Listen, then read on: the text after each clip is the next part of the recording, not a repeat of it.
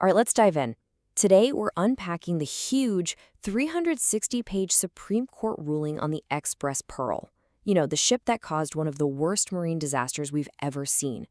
We're going to look at how the court figured out what happened, who was to blame, and maybe most importantly, what happens now. Now, this isn't just dramatic language. This is how the Supreme Court of Sri Lanka itself described the scene. The ship's sinking literally coated the country's beautiful coastline with a toxic mess of chemicals and, get this, trillions of these tiny plastic pellets called nurdles. We're talking about a catastrophe on a scale that's really hard to even wrap your head around. So this timeline looks pretty straightforward, right? A leak, then a fire, then the ship sinks. But the court's job was to go way deeper than these dates. The real question wasn't just what happened. It was about who knew what was happening and when did they know it.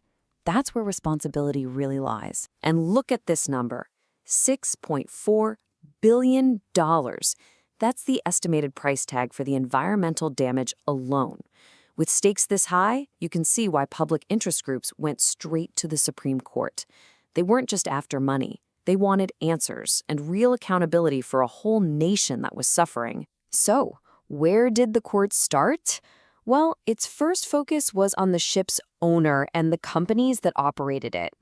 And what they uncovered wasn't just an unfortunate accident. No, it was a carefully constructed timeline of lies. This right here is just incredible. It's a tale of two completely different stories. On the ship, it was an absolute emergency. We're talking a nitric acid leak so bad it was corroding the vessel. Orange smoke, actual fires in the cargo hold. But what did they tell the port authorities in Sri Lanka? Basically, hey, can we come in? Just a routine request. No mention of any of it.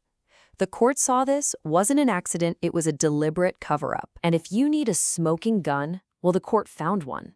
This is a direct quote from the ship's black box, the voyage data recorder. It's the ship's master telling his chief officer, in no uncertain terms, to lie to the authorities. Say only this.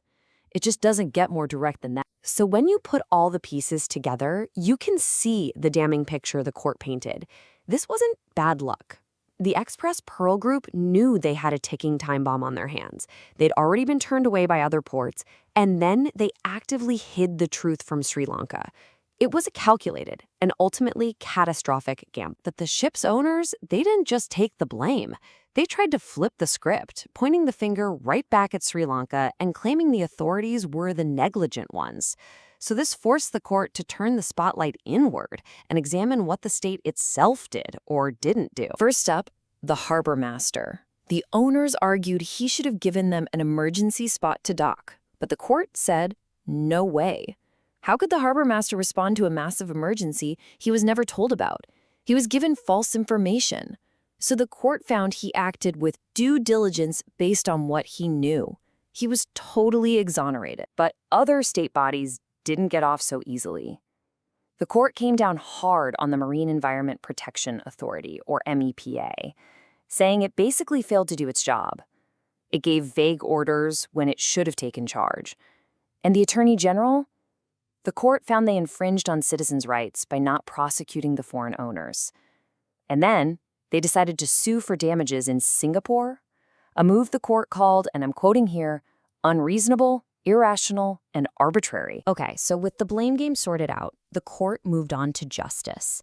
And it based its whole verdict on one simple but incredibly powerful legal principle. The polluter pays principle. It's pretty much exactly what it sounds like. You break it, you buy it. If you pollute, you are responsible for paying for the cleanup and for compensating the people you've harmed. The court made it crystal clear that this isn't some vague idea. It's the law in Sri Lanka. It's an absolute duty, period. So here's the final scorecard. The Express Pearl Group. The court said they are solely responsible as the polluter. The harbor master, cleared. But MEPA and the Attorney General, they were held accountable for failing in their duties and infringing on the rights of the citizens they were supposed to protect. And to make sure that polluter pays had some real teeth, the court didn't just make a statement. It put a number on it, a big one. It ordered the Express Pearl Group to make an initial payment of $1 billion. That sends a pretty loud message, doesn't it? But this whole thing is about so much more than just a big check. The court knew that a single verdict couldn't fix this mess, so it did something really innovative. It created a unique path forward to make sure its ruling actually leads to real change on the ground. The court ordered 2 new, powerful groups to be created. First, a compensation commission. Its job is to manage the money and make sure it gets to the actual victims, like the fishing communities who lost everything. Second, a restoration and protection committee to handle the enormous task of cleaning up the environment. And here's the crucial part. The Supreme Court itself is going to keep watch over both of them. And you can see these new bodies have a really clear and balanced job. A huge chunk of the focus is on compensating victims, helping the people directly affected. Another huge chunk is on actually restoring the environment. The whole system is designed to turn this legal ruling into real help for both people and nature. At the end of the day, this judgment is a huge deal. It sets a massive precedent for corporate accountability and environmental justice, not just in Sri Lanka, but everywhere. But it also leaves us with this one big lingering question. The court has drawn a map for accountability and for restoration, but for the people and for the fragile ecosystem on that coast, the journey back is just starting. Can you ever truly restore what was lost in a disaster this big? That's the question that's going to stick around long after the last plastic pellet is cleaned up from the beach.